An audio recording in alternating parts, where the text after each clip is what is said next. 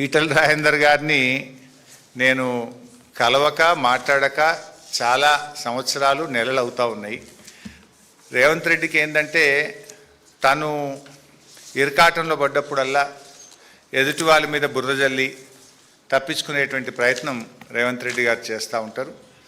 దానివల్ల రాజేందర్ గారు ఆయన ఆలోచనతో ఆయన మాట్లాడి ఉంటాడు. గత ప్రభుత్వంలో ఆయన భాగంగా ఉన్నాడు కనుక ఆయనకి ఈ ప్రాజెక్ట్ మీద అవగాహన ఉంది కనుక, ఆ జిల్లా మంత్రిగా ఆయన పనిచేసింది కనుక ఆయనకు ఉండేటువంటి అవగాహనతో ఆయన మాట్లాడి ఉంటాడు. అంత మాత్రాన ఆయనకు నాకేం సంబంధం?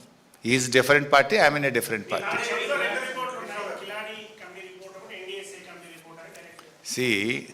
ఇవాళ కొత్తగా కిలాడి కమిటీ రిపోర్టర్ను, మొన్నటిదాకా వాళ్ళని నిపుణుల కమిటీ, వాళ్ళు గొప్పోళ్ళని 2.5 సంవత్సరాలు నువ్వే అసెంబ్లీలో మాట్లాడినావు, బయట మాట్లాడినావు. వాళ్ళ రిపోర్ట్ నేను బయట పెడితే దాని పేరు మార్చినావు.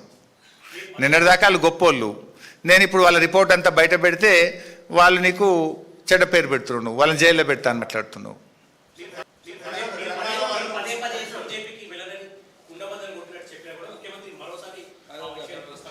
సరే, అది దానికి కూడా సమాధానం చెప్తా.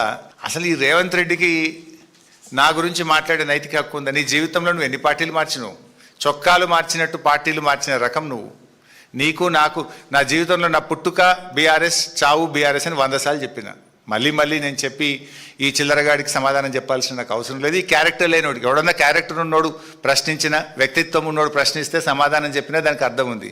వ్యక్తిత్వం లేనోడు, విలువలు లేనోడు, నిజాయితీ లేనోడు, చొక్కాలు మార్చినట్టు పార్టీలు మార్చడానికి నేను సమాధానం చెప్పాలా?